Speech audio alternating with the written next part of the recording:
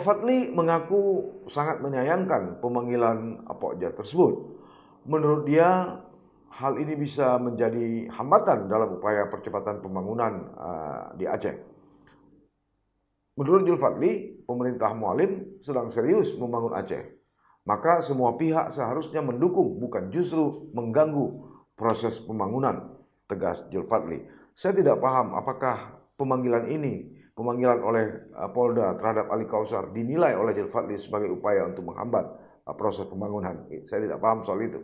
Nah, lebih lanjut sahabat titik balik, Julfadli juga mengungkap bahwa DPR Aceh ternyata ada menerima banyak keluhan dari masyarakat terkait dugaan intimidasi terhadap Pokja oleh oknum di Polda Aceh.